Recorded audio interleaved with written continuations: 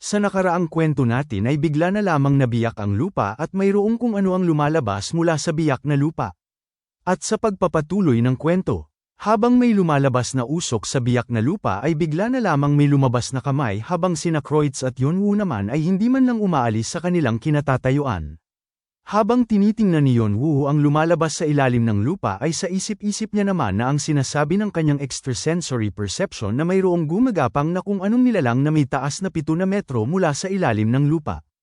Tiningnan niya naman si Kreutz at nakita niya na umiilaw ang espada nito. Ipinalabas niya naman ang kanyang pakpak at ayon sa kanya na magagawa namang makaligtas ni Kreutz sa ganitong sitwasyon dahil nagawa niya rin namang sundan siya dito ng walang problema at kaagad naman siyang tumalon at lumipad paitaas habang ang lumalabas naman na nilalang sa biyak na lupa ay tuloy-tuloy pa rin at tinitingnan lamang ito ni Yonwoo at mas lumalaki na nga ito. Mayroon namang lumalabas na mga kaluluwa mula dito at sumisigaw sila na patayin na lang sila at may napatanong pa na kung bakit siya pa at mayroon namang humihingi ng tulong. May bigla namang napansin ang ating bida at pagkatingin niya ay parang nabubuo na ang itim na bagay na ito at nang makita yun ni Yonwoo ay napasabi na lang siya na ang nilalang na ito ay ang anino na nilalang na kanyang nakita sa alaala ng pinakamatandang apostol ng Cyclops na magkakapatid. Habang pinagmamasdan niya ito ay sa isip niya naman na napakalaki nito na gawa ito sa napakaraming mga kaluluwa na nagsama-sama at ang kaluluwa ay nagpapalabas ito ng enerhiya ng lason at sama ng loob sa kapaligiran dahil punong-puno ang mga ito ng sama ng loob. Ayon pa sa kanya na ang dambuhalang nilalang na ito ay makakayang tapatan ng kanyang lakas ngunit ang problema ay hindi lamang isa dahil mayroon pa siyang nararamdaman maliban dito gamit ang kanyang extrasensory perception at kumakawala daw ang mga ito at umaasang makatakas mula sa ilalim ng lupa. Naisip niya naman na baka ito ang rason kung bakit pinuntahan ni Hades ang Tartarus dahil sinabi ni Persephone sa kanya na si Hades ay umalis pagtapos nitong makaramdam ng kakaibang phenomenon. Bigla naman siyang nagulat dahil mabilis na buo ang dambuhalang nilalang at papaatake na ito sa kanya gamit ang kanyang kamao at kahit na malaki ang nilalang na ito ay napakabilis nito. Agad niya namang binunot ang kanyang sandatang Vigrid mula sa kanyang intrinian at nang walang ano-ano'y bigla na lang sumabog sa lugar kung nasaan sila nakapwesto. Unti-unti namang nawawala ang alikabok na nalikha sa pagsabog na yun at dito nakahandusay ang ating bida dahil hindi niya na nagawang ma-counter ang pag-atake ng dambuhalang nilalang at natamaan ito ng kamao ng dambuhalang nilalang. Habang papatayo siya ay hindi naman siya makapaniwala na magagawa siyang mapinsala kahit iyon lamang ang atake ng dambuhalang nilalang sa kanya at hindi niya naman lubos akalain na mahirap pa pala ito kumpara sa kanyang inaasahan at bigla na namang siyang inatake ng dambuhalang nilalang ngunit sa pagkakataong ito ay nagawa niya nang maiwasan ito at tumalon siya sa himpapawid at hindi na siya nagsayang pa ng oras at bigla niyang idineklara ang kanyang domain kasabay ang tatlo niyang kapangyarihan na tinatawag na Stigmata of the Goddess, Evil God Devilish Death at Seeking Stone. Inaangat ng dambuhalang halimaw ang kanyang kamao mula sa lupa ay agad niya na namang aatakihin ang ating bida at bigla namang tumalon si Yonwoo at habang tumatalon siya ay binalutan niya naman ng apoy ang kanyang espadang Vigrid at bigla niyang sinalubong ang kamao ng dambuhalang halimaw at dahil sa labis niyang bilis ay nawawasak naman ang bawat kanyang madaanan. Agad niya namang tinawag si Boo at bigla namang lumitaw ang dambuhalang mata sa kanyang likuran. Napasabi na lang si Boo habang lumalabas ang kanyang kamay sa butas na ang lakas ng loob niyang saktan ang kanyang master, habang ang dambuhalang halimaw naman ay walang kaedi-ideya sa ginagawa ni Boo sa kanya at pagkahawak ni Boo sa kanyang ulo ay bigla na lamang itong sumabog at dahil sa lakas na ginawang pag-atake ni Boo ay napaatras naman ito ng napakalayo. Samantala ang butas naman ay mayroon ng lumilitaw na mga dambuhalang nilalang at sa isip-isip naman ng ating bida na ang nararamdaman niya kanina sa ilalim ng lupa ay nandito na kaya naman napagdesisyonan niya na hindi na siya magpipigil pa. Kaagad niya naman ipinatawag sina Shannon at Hanryong at bigla naman silang sumugod at habang papasugod sila sa mga kalaban ay sinabi naman ni Shannon kay Yonwoo na akala niya ay hindi niya sila tatawagin habang sinasabi naman ni Hanryong na tatapusin niya lamang ang mga kalaban ng mabilis. Lumabas na rin si Nemesis at maging si Rebecca at kaagad nilang sinugod ang mga dambuhalang nilalang at inactivate naman ni Nemesis ang kanyang kasanayan na tinatawag na The Dream That Fades Away habang si Rebecca naman ay inaatake niya ang mga dambuhalang halimaw gamit ang kanyang sandata at lumabas na rin si Nike at habang lumilipad siya ay napapasabi na lang siya na gusto niya ring lumaban. Samantala si Yonwoo naman ay inaatake niya rin ang mga kalaban at ayon sa kanya na hindi lamang siya ang mas lumakas dahil ang kanyang mga kasamahan ay mas lumakas din na sapat na upang harapin ang mga dambuhalang nilalang at bigla naman siyang bumaba dahil mayroon siyang gagawin at dito ay bumalik naman sa nakaraan at napapasabi na lang ang apostol ng magkakapatid na Cyclops na tapos na ang Divine Descent kaya naman ito na ang kanyang katapusan at habang papaatake ang dambuhalang nilalang sa kanya ay wala naman siyang magawa kundi ay ang magmura na lamang siya at bigla siyang sinuntok nito at doon na nagtatapos ang alaala ng apostol dahil namatay daw ito noon kaya naman hindi kumpleto ang alaala na nakita niya kanina. At dito ipinatawag niya ang kaluluwa ng apostol at sinabi niya naman dito na sa wakas ay gising na rin siya at pinagmasdan niya naman ito at ayon sa kanya na ang kaluluwa ng apostol ay nananatili pa dito at ang apostol na ito ay ang apostol ni Brontes. Tinanong naman siya ng kaluluwa na kung sino ba siya at dagdag niya na patanong na kung hindi nga ba namatay na siya sa pagharap niya sa higanti na yun. Tiningnan niya naman ang kanyang mga kamay dahil hindi siya makapaniwala na buhay pa rin siya at nang makita yun ng ating bida ay sa isip niya naman na nananatili pa rin ang alaala nito at ang igo nito kahit na matagal na itong namatay kaya naman napakaswerte niya. Bigla naman siyang tumalikod at tinawag naman siya ng apostol ni Brontes at sinabi naman ni Yonwoo na maghintay muna siya dahil mayroon pa siyang gagawin habang si Nike naman ay lumilipad sa himpapawid at sina Shannon at Hanryong ay abala rin sa paglalaban sa mga dambuhalang nilalang.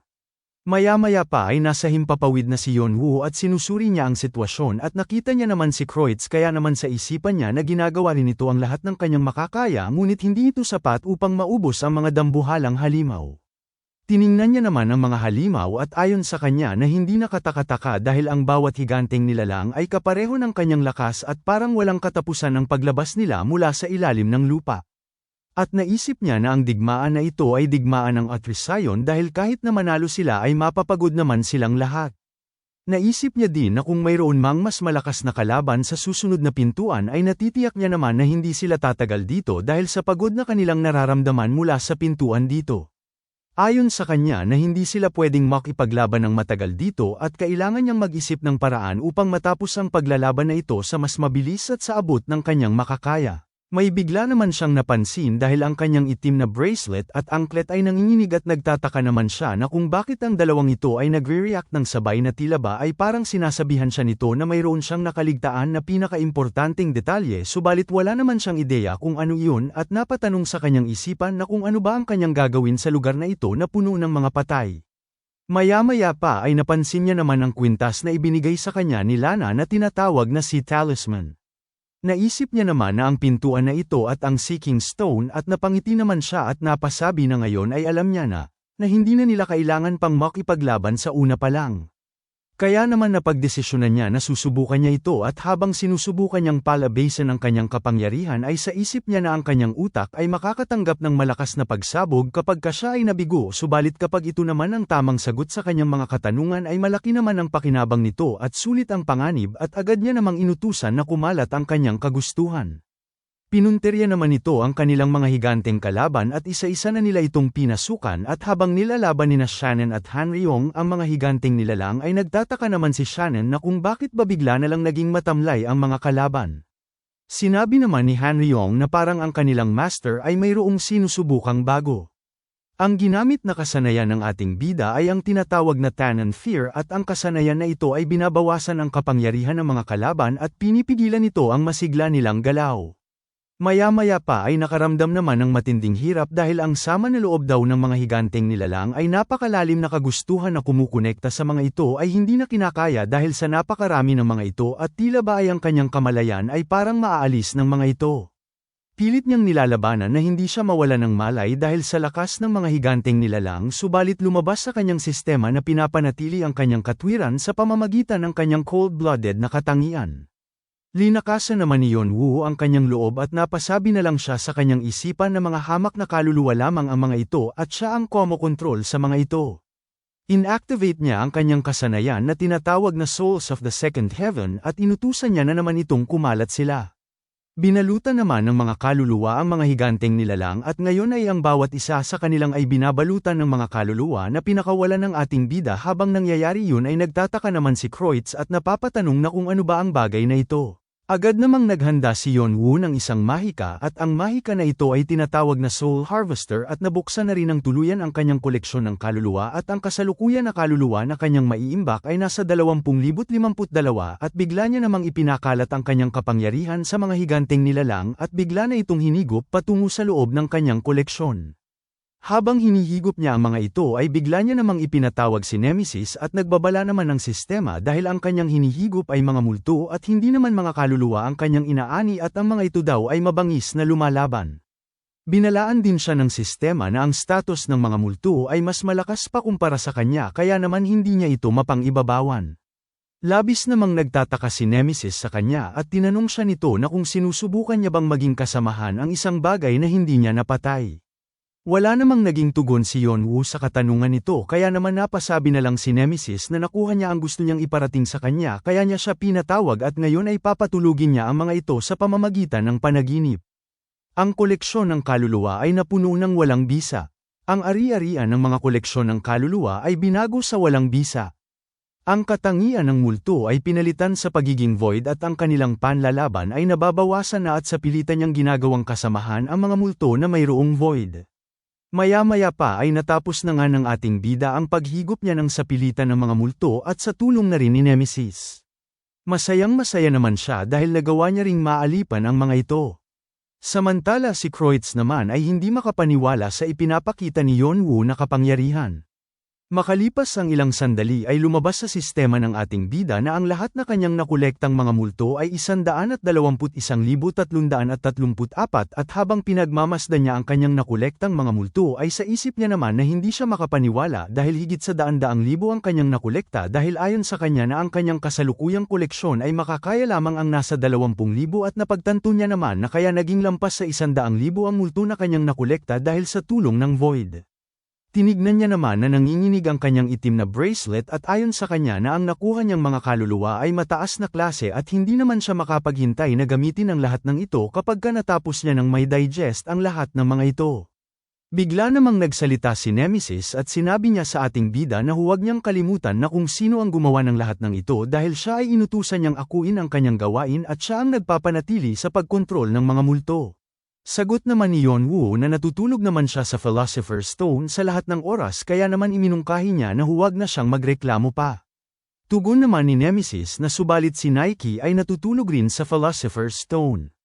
Dama po naman sa kanyang balikat si Nike at tugon niya kay Nemesis na kapag pinagawa nila ng gawain si Nike ay matatawag itong child labor at kinumpirme niya naman kay Nemesis na kung gusto niya bang si Nike na lang ang gagawa ng kanyang gawain. Napasabi na lamang si Nemesis na masama talaga ang pag-uugali ng kanyang master. Napangiti naman ang ating bida dahil ayon sa kanya na si Nemesis daw ay palaging mahina pagdating kay Nike subalit naisip niya rin na may utang siya kay Nemesis dahil mahusay ang kanyang ginawa ngayon.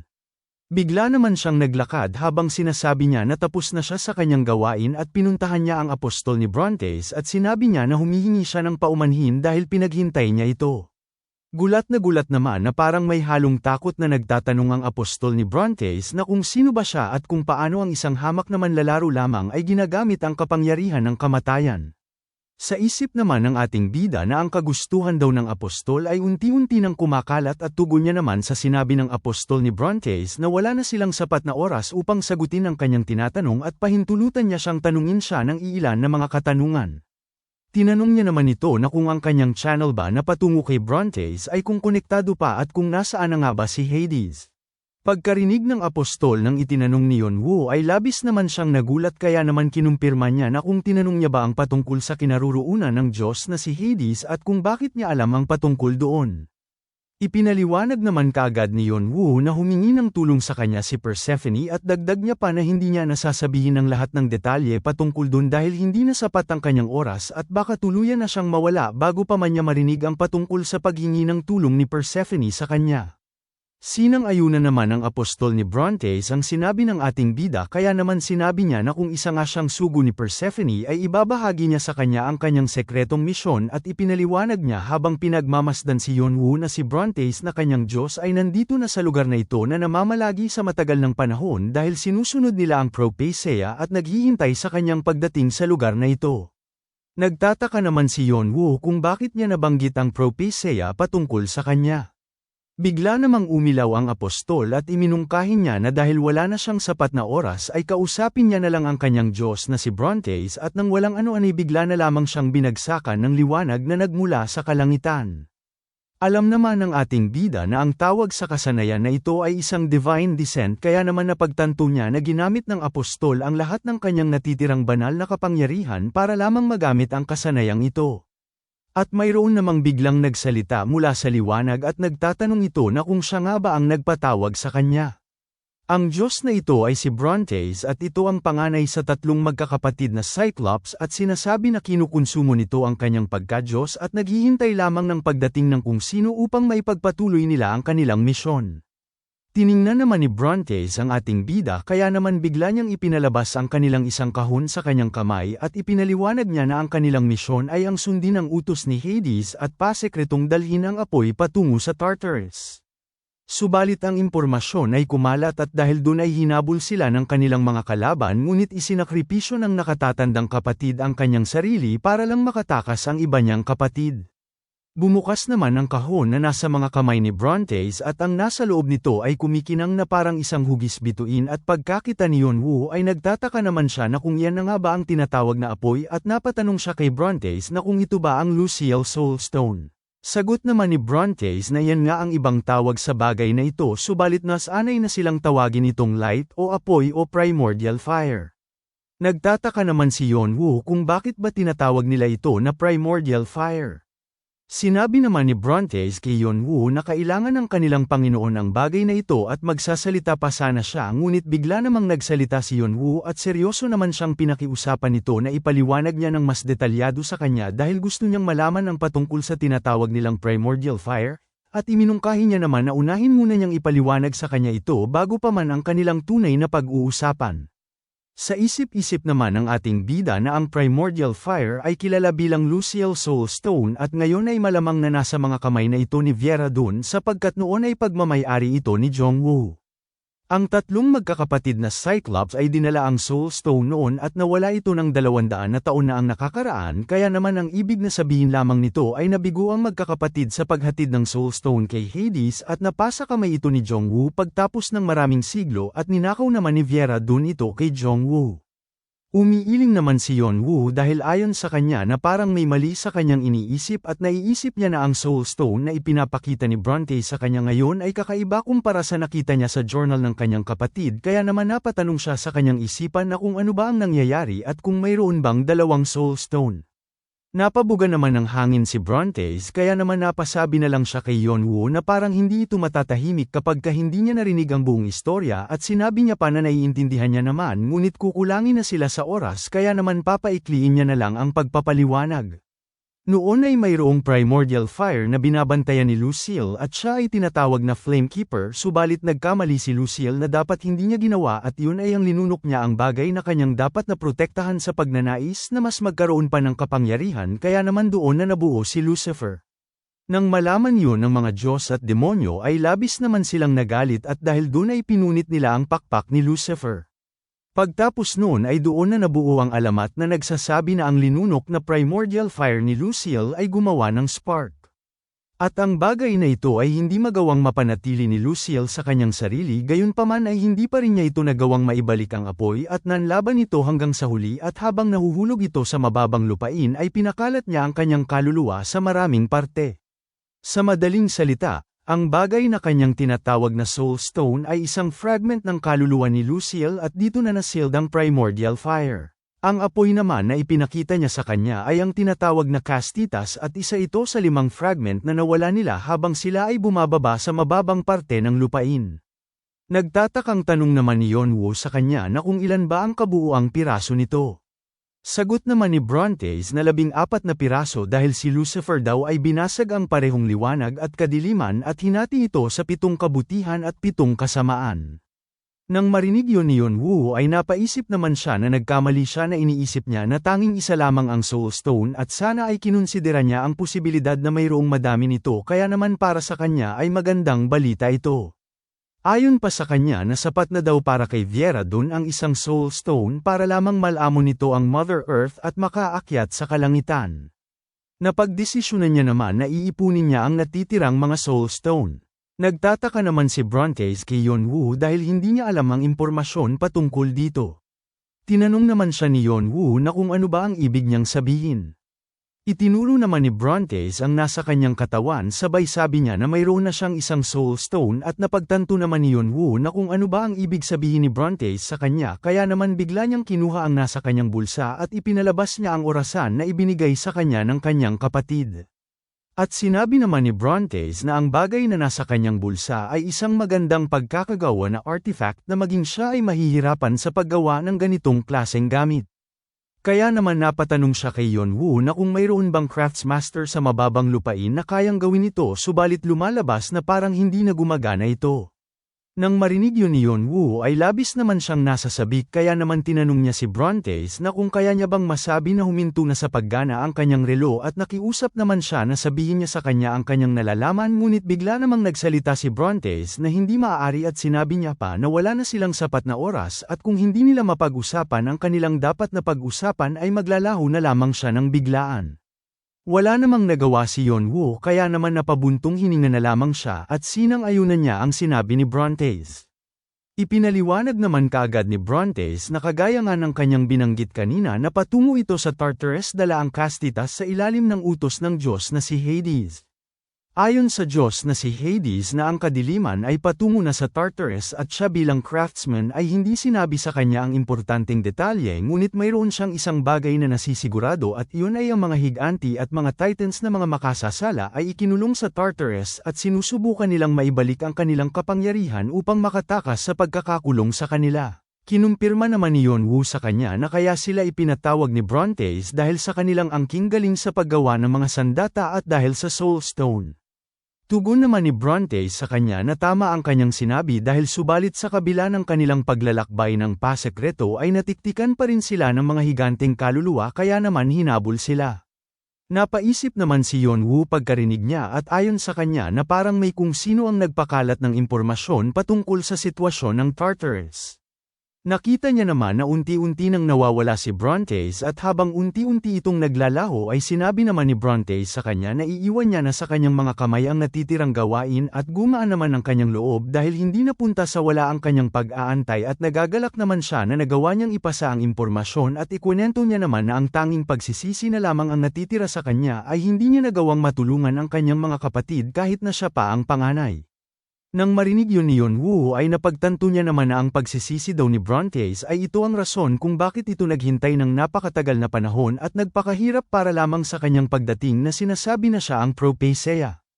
At napagdesisyonan niya naman na mayroon pa siyang katanungan kay Brontes at hindi niya hahayaan na hindi niya ito matanong kaya naman kailangan niyang samantalahin ang pagsisisi nito.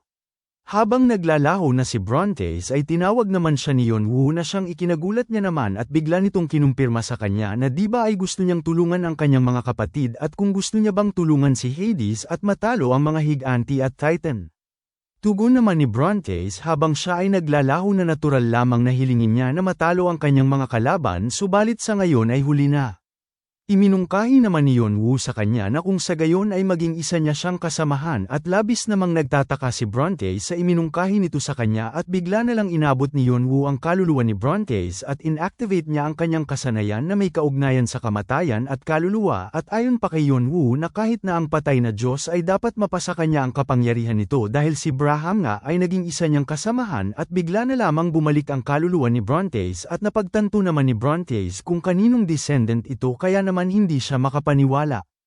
Lumabas naman sa sistema ni Yeonwoo na binabati siya dahil ang isa sa tatlong magkakapatid na Cyclops ay nagawa niyang maging kasamahan.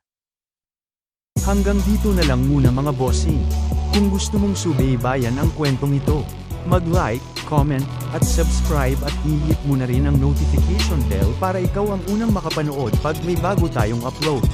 Kita-kits sa susunod mga boss.